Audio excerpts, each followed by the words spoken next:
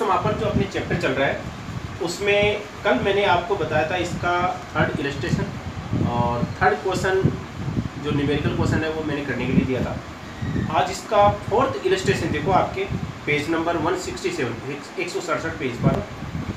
इसमें दे रखा है 3 पार्टनर है ए बी सी जिनका लाभ हानि का अनुपात दे रखा है 3:1 और 31 मार्च 2010 को उन्होंने फर्म का समापन किया। उस दिन की बैलेंस शीट दे रखी है। तो सबसे पहले हम रियलाइजेशन अकाउंट बनाएंगे। तो एसेट्स पक्ष की जो मदें हैं उनको हम इसमें कहाँ दिखाएंगे, डीआर साइड में। लेकिन जैसे मैंने बताया था कुछ मदों को छोड़कर, तो इसमें देखो कौन सी मदों को नहीं दिखाएंगे। एसेट्स पक्ष की जो मदें दे रखी है बैलेंस शीट में, एक तो इसमें कैश नहीं दिखाएंगे, बाकी सब मदें दिखाएंगे। इसमें कैश के अलावा सारी मदें इसके डेबिट साइड में आ जाएगी। तो इसमें सबसे पहले दे रखा आपके डेटर्स। डेटर्स का जो मूल्य है वो पहले का जो प्रोविजन है उसको घटाने से पहले जो मूल्य दे रखा है उसको दिखाएंगे। यानी कि डेटर्स हमारा कितना है, 24,200।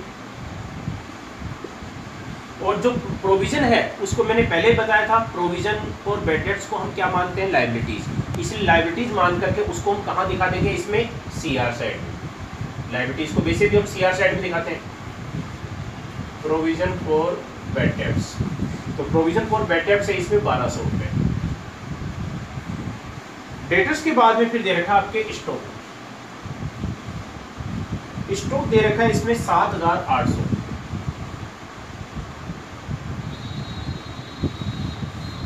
स्टॉक के बाद में दे रखा है फर्नीचर। फर्नीचर दे रखा है इसमें 1,000। जो बैलेंस शीट में मूल्य दे रखा है वही मूल्य हम दिखाते हैं। फर्नीचर के बाद में फिर दे रखा है सन्ड्री एसेट्स। इसके अलावा कुछ विविध संपत्तियां और हैं, इनके अलावा वो सन्ड्री एसेट्स है इसमें 17,000। तो वो 17,000 हम इसमें दिखा देंगे। ये तो गए एसेट्स पक्ष की मदें। अब लायबिलिटी साइड की जो मदें हैं उसमें प्रोविजन फॉर बैड डेट्स हमने दिखा दिया।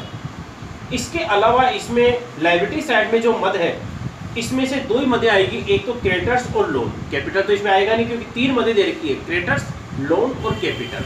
तो हम इसमें दिखाएंगे क्रेडिटर्स। तो क्रेडिटर्स का इसमें मूल्य दे रखा है 6,000, तो 6,000 दिखा देंगे।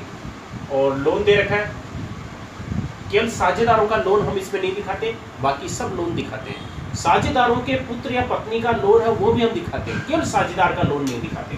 तो इसमें तो लोन किससे लिया ये नहीं देखा है तो इसलिए दिखाएंगे। तो लोन आपके दे रखा है इसमें 1,500 रुपए। ठीक है, तो लायबिलिटी साइड की जो मदें वो आ गई, एसेट्स की मदें हमने दिखा दी। अब हम क्या करेंगे, एसेट्स पक्ष को बेचने से जो पैसा मिल रहा है या एसेट्स को साझेदार ले लेते हैं तो उसको हम कहाँ दिखाएंगे, सीआर साइड में। तो इसमें देखो सूचनाएं जैसे दे रखी है उसके अनुसार दे रखा है कि ए फर्नीचर 800 रुपए में ले लेता है, ठीक है, और 20,000 के देनदारों को 17,200 रुपए में लेना स्वीकार करता है। ए लेता है तो नाम किसका आएगा, ए का, बाई एज कैपिटल। तो इसने जो है क्या क्या लिया है, एक तो स्टॉक और एक लिया है इसने डेटर्स। इसमें मूल्य वही दिखाएंगे जितने में लिया है। पहले मूल्य कितना था उससे कोई मतलब नहीं है, लिया कितने में। देखो इसने 800 रुपए का फर्नीचर और देनदारों का मूल्य तो 20,000 था, लेकिन लिया उसने कितने में, 17,200 में। तो 17,200 ये और 800 आपके ये कितने हो गए, 18,000। यानी कि इसने टोटल एसेट्स है 18,000 में लिए। ये तो हो गया एक का। इसके बाद में देखो आगे आगे क्या दे रखा है कि वह साथ ही 6,000 रुपए के लेनदारों का भुगतान भी करता है।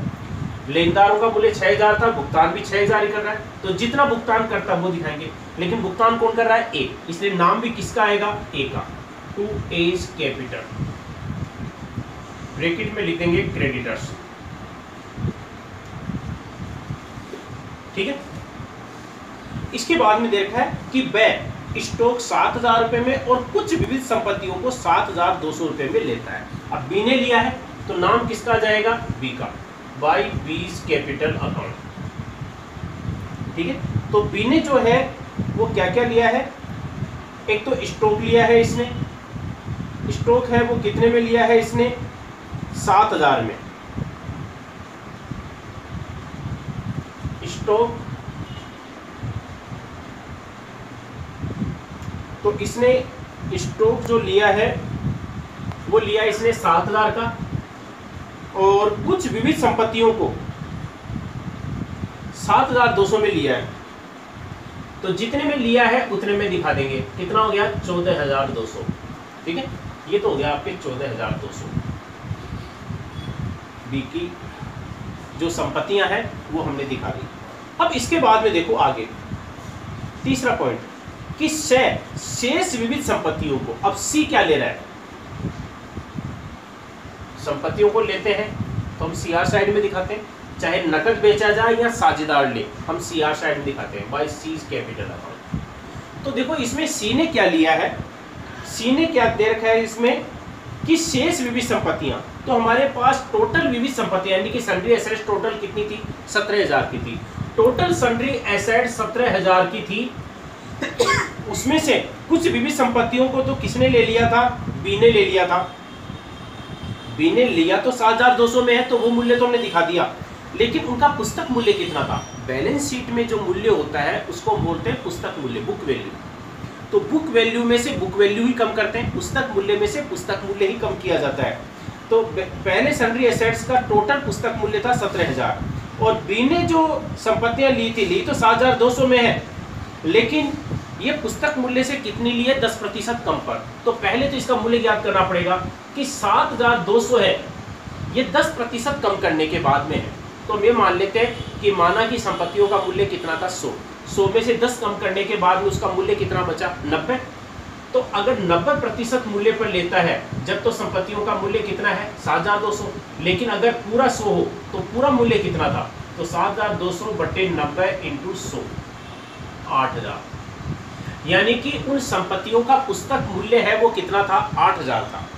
संपत्तियों का मूल्य 8,000 था क्योंकि उसने लिया तो 7,200 में, 10% कम करने के बाद में 8,000 का 10%, 800 रुपये कम कर दिए, 7,200 में दिया है, लेकिन उनका पुस्तक मूल्य 8,000 था।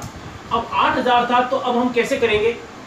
टोटल हमारे पास सन्ड्री एसेट्स 17,000 की थी, 17,000 में से 8,000 तो ये कम कर दो, क्योंकि पुस्तक मूल्य 8,000 था तो 8,000 ही कम करेंगे। तो शेष मूल्य है वो कितना बचा? 9,000। शेष संपत्तियों का पुस्तक मूल्य, तो शेष संपत्तियां हैं जो है वो कितने की थी? 9,000 की, और उसको सी ने लिया है, लेकिन कितने में लिया है? शेष विविध संपत्तियों को उनके पुस्तक मूल्य के 90% पर। तो पुस्तक मूल्य तो 9,000 था, तो 9,000 का 90%, तो 9,000 का 90% है वो कितना होता है? 8100 रुपये होता है। और फिर उसमें देखा कि 100 रुपये छूट के कम करके, तो 100 रुपये और कम कर दो, तो कितने बचे? 8,100 में। यानी कि सी ने शेष विविध संपत्तियों को कितने में लिया है? 8,000। पहले हमने टोटल एसेट्स निकाली, टोटल एसेट्स 17,000 की थी। पहले बी ने लिया तो 7,200 में था, लेकिन उनका पुस्तक मूल्य कितना था? 8,000। तो 17,000 में से 8,000 हमने कम कर दिए, तो शेष जो विविध संपत्तियां थी उनका मूल्य कितना आ गया? 9,000। अब शेष संपत्तियों को इसने 90% मूल्य पर लिया है, तो 9,000 का 90% कितना होता है? 8100 रुपये। उसमें से 100 रुपये और कम कर दिए, तो इसने कितने में लिया है? 8,000 में। यानी कि सी ने शेष संपत्तियों को 8,000 में लिया। ठीक है, ये हमने दिखा दिया। अब आगे देखो आपके, ये तो इसका हो गया। आगे दे रखा है कि फर्म के ऋण का भुगतान ब्याज सहित करना स्वीकार करता है, और ऋण पर ब्याज 30 रुपये देने हैं, जिसका पुस्तकों में लेखा नहीं हुआ है। पुस्तकों में लेखा नहीं था, लेकिन भुगतान कर रहे हैं तो दिखाएंगे। तो लोन है वो कितने का था? 1,500 रुपये, और 30 रुपये ब्याज का और देना है, तो टोटल कितने हो गए? 1,530 रुपये। और इसका भुगतान कौन कर रहा है? सी। दायित्वों का भुगतान करते हैं तो हम कहाँ दिखाते हैं? डीआर साइड में, चाहे नकद भुगतान करे चाहे साझेदार ले। तो सी ले रहा है तो इसमें लिख देंगे सीज कैपिटल। सी ने लिया, इसकी खाती। ठीक है, अब इसके बाद में देखो आगे दे रखा है लोन का हो गया। समापन के वे 270 रुपये हुए, तो जो खर्चे हुए हैं वो कैश, ये हम डीआर साइड में दिखा देंगे। और शेष देनदारों को उनके पुस्तक मूल्य के 50% पर। तो देखो हमारे टोटल डेटर्स कितने थे? टोटल डेटर्स थे हमारे 24,200। टोटल डेटर्स 24,200 रुपए थे, उसमें से पहले देनदारों को किसने लिया था? ए ने लिया था। और ए ने कैसे लिया था? लिया तो 17,200 में था, लेकिन उनका पुस्तक मूल्य कितना था? 20,000। तो पुस्तक मूल्य में से पुस्तक मूल्य कम करेंगे, 24,200 में से 20,000 कम हो गए तो कितने बचे? 4,200। यानी कि शेष जो देनदार है 4,200 के बचे, और शेष देनदारों के पुस्तक मूल्य के 50% पर, तो इसका 50% आपके कितना हो गया? 2100 रुपये। 2100 रुपये हमारे को प्राप्त हुए नकद। तो नकद पैसा प्राप्त होता है एसेट से, उसको हम कहाँ दिखाएंगे? सीआर साइड में। तो वाई कैश ब्रैकेट में लिख देंगे डेटर्स, 2100 रुपये। ठीक है, बस आपके यही मदे हैं। अब हम क्या करेंगे? इसका लॉस प्रॉफिट याद करेंगे। देखो अब हम इसका टोटल लगाते हैं। तो देखो इसमें सीआर साइड का टोटल तो 51,000 आ रहा है, लेकिन डेबिट साइड का जो टोटल है वो आ रहा है आपके 57,800। यानी कि इसमें डेबिट साइड का टोटल ज़्यादा आ रहा है, और डेबिट साइड का टोटल यदि ज़्यादा है तो हमारे को क्या होगा? लॉस। क्योंकि इसमें 57,800 है आपके डेबिट साइड का, और क्रेडिट साइड का आपके आ रहा है 51,000। तो 6,800 रुपये का लॉस हो गया रियलाइजेशन पर। तो 6,800 रुपये का जो लॉस हो गया, इसको ये तीनों साझेदार बांट लेंगे, ए, बी और सी। ए, बी और सी। नाम क्या लिखेंगे? एस कैपिटल, बीस कैपिटल और सीज कैपिटल। अनुपात क्या दे रखा है? 3:1:1। ठीक है, तो 6,800 को ये तीनों बांट लेंगे 3:1:1 के अनुपात में, तो 3/5। तो सबसे पहले तो हम क्या करेंगे? ये ए का हिस्सा है वो निकाल देंगे। ए का हिस्सा है, इसका आ रहा है आपके 4,080।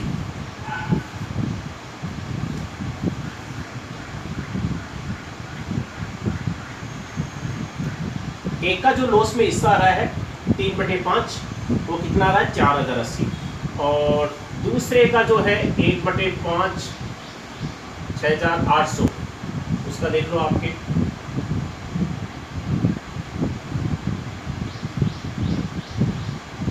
ठीक है, ये आ रहा है आपके 1,360 रुपये।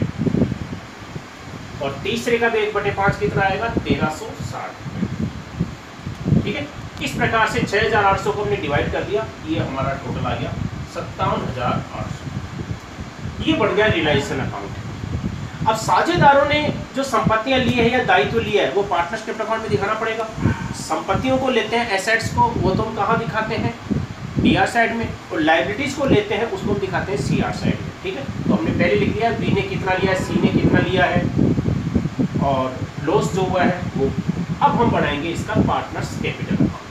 देखो partners capital account, partners capital account में सबसे पहले इनकी पूंजी का प्रारंभिक शेष, तो तीनों की कैपिटल का क्रेडिट शेष है, तो क्रेडिट साइड में दिखा देंगे बाई बैलेंस बीडी। तो पुरानी बैलेंस शीट में कैपिटल जो दे रखी है 27,500 ए की है, और बी की दे रखी है 10,000, और सी की दे रखी है 7,000। ये तो आगे इनकी कैपिटल। ठीक है, अच्छा अब देखो इसमें साझेदारों ने क्या क्या लिया है। तो हमने रियलाइजेशन अकाउंट बनाया था, उससे मालूम चल गया था कि साझेदारों ने संपत्तियां ली है, तो उसको हम कहाँ दिखाएंगे? डीआर साइड में। नाम किसका आएगा? रियलाइजेशन का। तो सबसे पहले देखो ए का, हमने जो रियलाइजेशन अकाउंट बनाया था उसमें ए ने जो संपत्तियां ली थी वो कितने में ली थी? 18,000 में। अब इसके बाद में देखो आपके बी का, बी ने जो संपत्तियां ली थी वो कितने में ली थी? इसमें 14,200 में। रियलाइजेशन अकाउंट में हमने सीआर साइड में लिखा था बाई बीज कैपिटल। ठीक है, ऐसे सी ने जो संपत्तियां हैं वो कितने में ली थी? 8,000। जितने मूल्य की संपत्तियां ली है, जितने में ली है वो हम इसके डीआर साइड में दिखा देंगे। नाम किसका आ जाएगा? रियलाइजेशन का। तो ये पार्ट उसमें रियलाइजेशन अकाउंट में लिखा था मैंने, सीआर साइड में बाई एस कैपिटल, बीज कैपिटल और सीज कैपिटल। ये तो आगे संपत्तियों का। इसके बाद में देखो दायित्वों को अगर लेते हैं तो उसको हम कहाँ दिखाते हैं? सीआर साइड में। और दायित्वों को इसमें एक ही साझेदार ने लिया था, साझेदार ने लोन का लिया था इसमें, और जो लोन है वो किसने लिया था? ए ने 1530 में। 1500 रुपये का लोन और 30 रुपये ब्याज सहित 1530 रुपये का भुगतान कर रहा था, वो हम इसमें दिखा देंगे। ठीक है, एक का है आपके ये नहीं, ये तो सी ने लिया है 1530 रुपये। 1530 रुपये जो लोन है ये सी ने लिया है, तो 1530 रुपये हम सी के खाते में दिखा देंगे। और लोन के अलावा लेनदारों को जो है वो किसने लिया था, ए ने लिया था। लेनदार 6000 के थे, 6000 के लेनदारों को 6000 में ही लिया है, यानी कि 6000 में भुगतान कर रहा है, तो हम इसमें दिखा। बी ने कुछ नहीं लिया था दायित्वों को, तो दायित्वों को लेते हैं तो हम इसके सीआर साइड में दिखाएंगे। ये आपके दायित्वों का आ गया। रिलायंस अकाउंट हमने जो बनाया था उसमें लॉस हुआ था,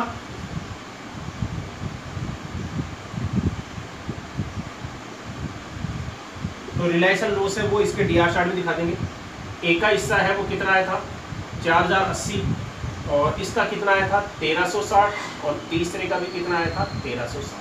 तो ए का 4080 और बी और सी का 1360 और 1360, ये रिलायंस लॉस आ गया।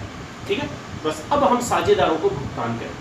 अब हम साझेदारों को भुगतान करेंगे तो अब देखो इसमें पहले ए का देख लो, टोटल किस साइड का, अगर सीआर साइड का टोटल ज़्यादा है तो साझेदारों को पेमेंट करना है, और डीआर साइड का टोटल ज़्यादा है तो इसका मतलब वो फर्म को भुगतान करेंगे। तो इसमें देखो एक का देखो इस सीआर साइड का टोटल ज़्यादा आ रहा है, और सीआर साइड का जो टोटल है वो देखो इसमें कितना आ रहा है 27 और 6 33,500। ठीक है, और डीआर साइड का कितना आ रहा है 22,080। तो 33,500 में से ये घटा दो आपके,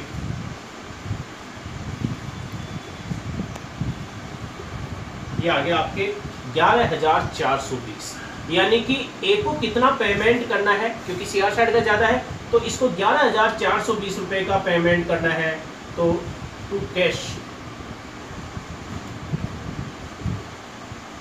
ये आ जाएगा आपके फाइनल पेमेंट। ठीक है, इसका हमने टोटल लगा। अब ऐसे बी का देखो, बी का जो टोटल है वो किस साइड का ज़्यादा आ रहा है, बी का है वो इसमें डीआर साइड का टोटल ज़्यादा आ रहा है, सीआर साइड का कम है, तो डीआर साइड का ज़्यादा आता है तो फर्म को पेमेंट करेंगे। तो इसका टोटल देख लो आपके कितना आ रहा है,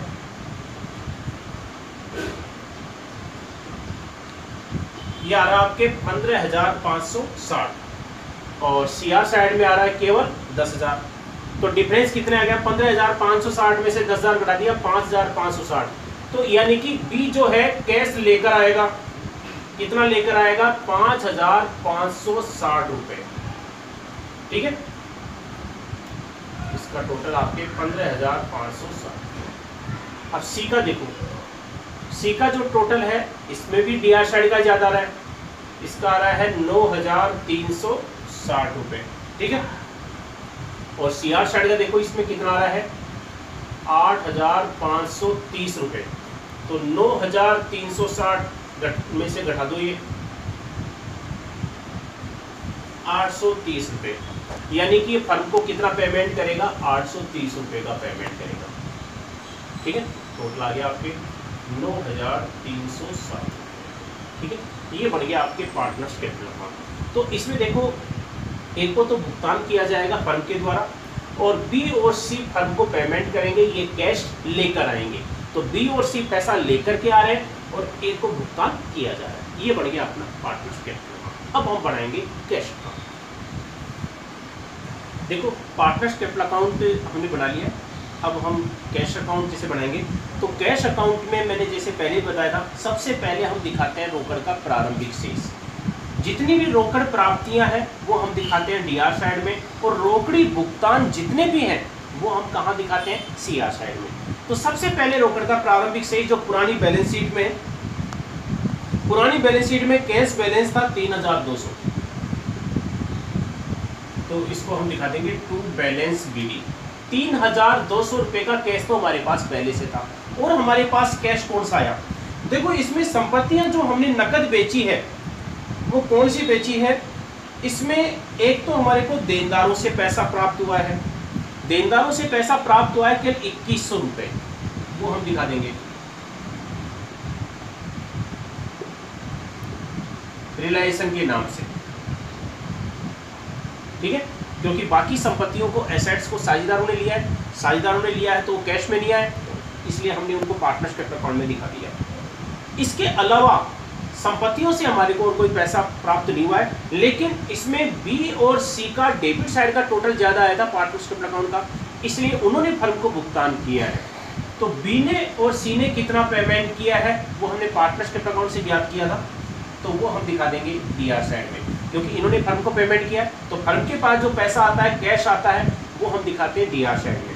तो देखो बी ने पेमेंट किया है 5,560 रुपये और सी ने जो पेमेंट किया था वो किया था इसने 830 रुपये।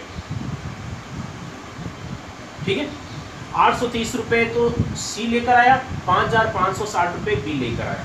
ठीक है, इसके अलावा और कोई कैश नहीं आया है। रोकड़ी भुगतान जितने भी हैं वो हम सीआर साइड में। अब रोकड़ी भुगतानों में देखो इसमें क्या किया है, दायित्वों का भुगतान हमने नकद नहीं किया है, केवल रिलायंस पर जो खर्चा हुआ है वो हम दिखाएंगे।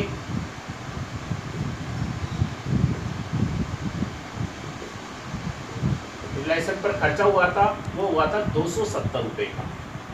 ठीक है, इसके अलावा और कोई हमारा कोई खर्चा नहीं हुआ, और कोई दायित्व नहीं था, लेकिन हमने ए को भुगतान किया है। साझेदार जो ए था उसको हमने भुगतान किया है, तो देखो उसमें कितना पेमेंट किया है बाय एज कैपिटल। तो पार्टनरशिप अकाउंट से हमने ज्ञात किया था, उसको हमने जो पेमेंट है वो कितने का किया था, 11,420 रुपये का पेमेंट किया था। ठीक है, तो ये आपके कैश अकाउंट की मद है। इसके अलावा अब इसमें कैश अकाउंट में और कोई मद नहीं है, तो कैश अकाउंट का टोटल आपके बराबर आना चाहिए, इसमें डिफरेंस नहीं आएगा, बैलेंस शीट नहीं आएगा, क्योंकि इतना पैसा आया, इतना हमने पेमेंट कर दिया, तो टोटल इसका बराबर आना चाहिए। ठीक है, तो ये आपके टोटल लगा लो इसका,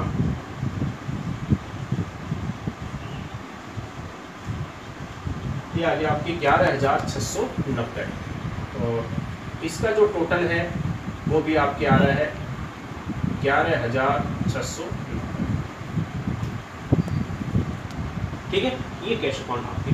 तो ये आपके जो क्वेश्चन है फोर्थ इलस्ट्रेशन है, ये आपके कंप्लीट हो गया है। तो फोर्थ जो इलस्ट्रेशन है इसको तो आपको सोल्व करना ही करना है दोबारा, और इसको करने के बाद में आपको एक न्यूमेरिकल क्वेश्चन बताता हूँ। 3 न्यूमेरिकल क्वेश्चन हमने कर लिए थे, 1, 2, 3। चौथा न्यूमेरिकल क्वेश्चन मैं बताऊंगा आपको पांचवा जो न्यूमेरिकल क्वेश्चन है पेज नंबर 176 पर 176 पर जो